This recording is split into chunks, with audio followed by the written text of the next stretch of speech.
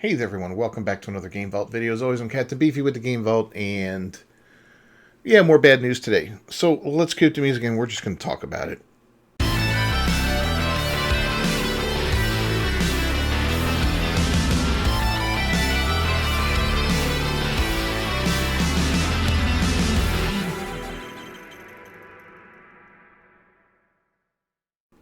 Alright, so the Sweet Baby Ink Defender, who says every lever must be pulled to push the LGBT agenda, announces she's joined CDProjectRed. And here we see Mary Kenny with her pronouns, she, her. Why do they always look like this? They always look insane, right? These unattractive white women in their early to mid 30s with multicolored hair that are just absolutely vile. I mean, they're absolutely vile people. They're the worst. I'm sick of them. So, if you remember, we talked about Wolverine a few weeks back, and that upcoming game from Insomniac and how her involvement in there, and it looks like she's going to make Wolverine gay. I mean, I could be just jumping on some bandwagon here that doesn't exist. I don't know, but, this is what they push. And whether or not they're trolling, if they're just trolling, that's it's not as bad as doing what they're threatening to do or stating that they're going to do. But even that trolling in itself, if I owned a company, or I was the CEO of a company and all that, and the people that were doing, working under me and putting out my product, whatever it was, a video game, a vehicle, a brand of liquor, whatever, were actually trolling my customers and giving them a hard time and trying to create division among them, I'd shit can them on the spot. They'd be gone in a heartbeat, But anyway, Mary Kinney, the former associate narrative director at Insomniac Games, who was working on Marvel's Wolverine, announced she's joined CDProjectRed now. I'll be honest, CDProjectRed is, leans a little left, just like everybody else in this industry, as they all tend to lean left. But adding her to the mix is not going to be good. Remember, Cyberpunk 2077 had you choose body types and your genitals, and you could have a female voice on a male body, and with whatever, you can make all kinds of gross abominations out of your character. Not as bad as Baldur's Gate could, but man, you could make some really gross stuff out of these characters in the character creator. Frankly, I'm sick. Character creators were kind of fun back in the day. Skyrim, right? Oh, let's spend an hour making my character and all that, and then the rest of the game you're in armor and in first person, you got a helmet on and you never see your character again. It's silly, right? But that's the way it is, especially in first person games. What's the point of it? Just give us a decent character and let's move on. Stop wasting time and resources developing this crap, because all it does is it feeds into these sick individuals, these narcissists who need to see themselves in every single video game and need to act out their twisted fantasies in the digital world because they can't do it in the real world because they're too pathetic to. Kenny posted to LinkedIn, without further ado, it's time to announce my new job. Today was my first day as a senior writer at CDProjectRed, best known for their Witcher series and Cyberpunk 2077. She added, I can't wait to talk more about my project. I'm thrilled to be getting back into RPGs, and my team is talented, welcoming, and just flat out cool. Here's to a new adventure. Well, here's to you, CDProjectRed. Fire this cancerous piece of garbage right now if you get the opportunity. Okay? Fire her. All this is going to do is create backlash for you. All this is going to do is cost you sales of whatever game she works on, especially when she starts mouthing off to the public and making an ass of herself once again. Kenny recently detailed in an interview with Dual Shockers in May that everything must be done to push the LGBT agenda. She reacted to a GLAAD report bemoaning the lack of LGBT characters in video games, describing the report as heartbreaking. Have you played a fucking video game in the last 10 years? They're all gay. Every single one of them. You can't get away from the gayness. It's despicable. It really is gross. I'm tired of seeing it all the time. Yeah, I get it. Some people are into that. Some people like that lifestyle and all that. Good for you. Go be gay. Do your gay stuff and all that. But don't push it onto everybody else through every bit of media you can. It doesn't need to be in every movie. Doesn't need to be in every TV show. And it damn sure doesn't need to be in every video game. It just doesn't. It's absolutely ridiculous. She also stated that GLAAD report tells us something key. Games are a way for LGBT people to socialize, but it also tells us something heartbreaking, that LGBT gamers don't feel that developers are thinking of them when they design games. They shouldn't be. They should be thinking of the game. They should be thinking of creating a good game that has a great gameplay loop, great graphics, whatever, depending on what type of game it is, good story, fun. Fun should be at the heart of it, not LGBT garbage. It should be fun first and foremost. If it's not fun, then you failed. But yeah, that's what GLAAD wants. Kenny added, there are so many LGBT developers, and we want what players want, the design experience to tell the player we're here, we're important, and we belong. You're not important, okay? And you belong. Everybody belongs. We're here. We're all human. We all live together on this freaking rock. Just deal with it. Just deal with yourself. Deal with your issues, whatever they are. Don't make the rest of us try to celebrate you and all that. It's absolutely exhausting at this point. It really is. In order to obtain this, she declared, we need to pull every lever we have. Characters, community support, mechanics, to make it so. Not only has Kennedy made it abundantly clear that she will do everything in her power to push the LGBT agenda, she defended Sweet Baby Inc. after working with a consultancy group on Marvel's Spider-Man 2. In a 12-post thread to X, Kenny attempted to justify and defend Sweet Baby Inc.'s pushing of woke ideology into video games. She wrote, some of you don't seem to understand how narrative consulting on games works, but don't worry, I do. Yes, this is about Sweet Baby because I've worked with that team, and they're one of the finest in the biz. And then she shared a disingenuous breakdown of what they do. He says, wokeness is killing gaming, here we go. I've avoided this conversation around Sweet Baby Inc. for so long, but now it's getting out of hand. Basically, when a game is being made, some people will hire them to help them writing a dialogue or character design of certain types of characters. Spoiler alert, it usually involves stories and characters that isn't the default. He continued, now anti-woke people call it one of this and they flock to it like flies on a turd. A turd is an excellent example right there because inevitably everything Sweet Baby Inc. touches turns into a big steaming pile of crap. So yeah, of course it's going to attract flies. Then they'll tell you the reason Kill the Justice League and Arkham Knight are bad games. They'll say that they're the reason why Spider-Man is dating a deaf woman while Joel lost in golf.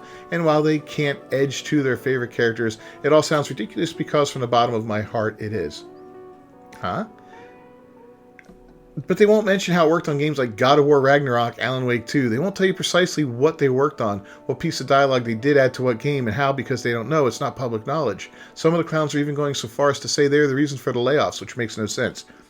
I'm one of those people that says that, and I am right. Don't you dare call me a clown for that, okay? First off, God of War Ragnarok, Alan Wake 2, it's right there. Boom. We have a... And God bless this actress. I loved her to death in God of War Ragnarok. I can't remember her name right now, but she played Angerboda. Fantastic job. A black Jotun. A Jotun is a frost giant. I mean, come on. That is so obvious. Alan Wake 2. They took a story, Alan Wake, right? Alan Wake was Alan Wake's story. You played as Alan Wake. Here in Alan Wake 2, now he plays a black cop as well. A black female cop, of course, because it's self-insertion. I think whoever... I can't remember the bitch's name that's in charge of Sweet Baby Inc. right now, but I think she's got such a low self-esteem that she feels the need to insert herself into every game that she touches. Kind of like Kathleen Kennedy does with every Star Wars project or whatever. She has to put herself in there. There's always this, it's weird narcissist behavior. It's really, really gross. But if you're still confused as to why something like this would exist, let me break it down to you. Let's say I'm a young black gamer who lives in Los Angeles, so I start a service to say, yo,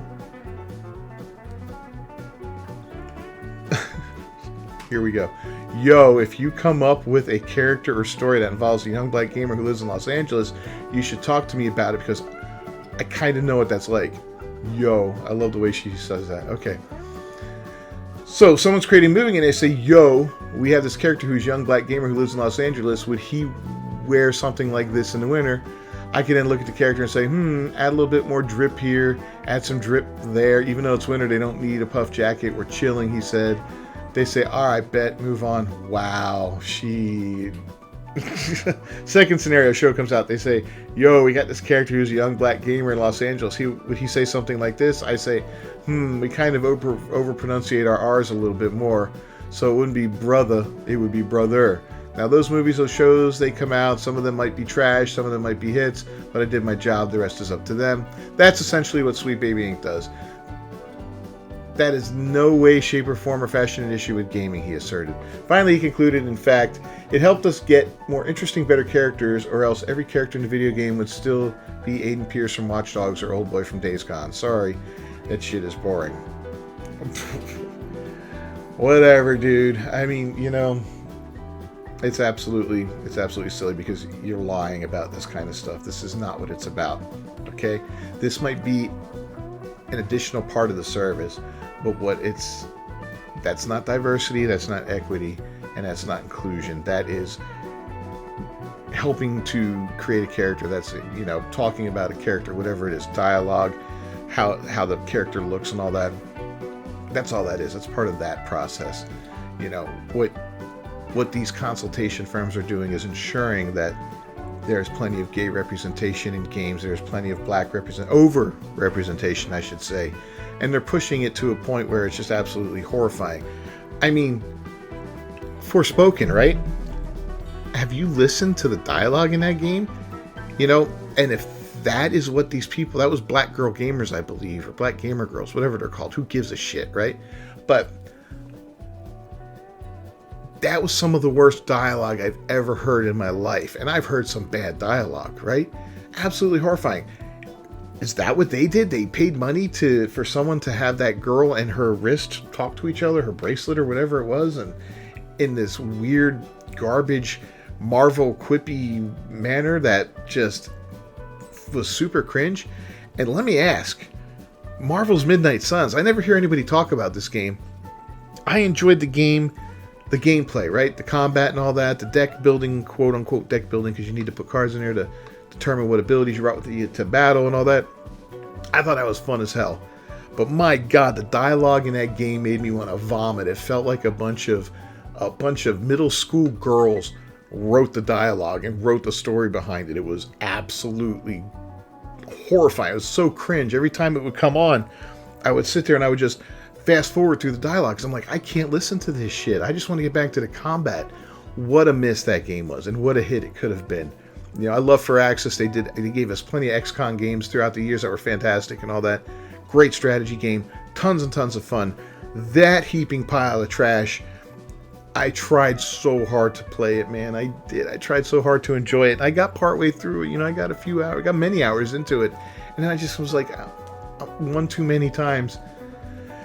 You know, after the fight, you have to go walk around the place with your fellow superheroes, and you get these cringy dialogue things, and then you go out on dates, or they're not dates, they're friendship meetings or some stupid crap like that.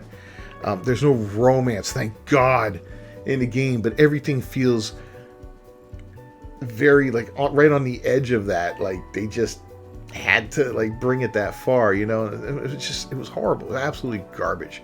So yeah, if that's what they're bringing to it, man, that's what they're bringing to it. That kind of crap.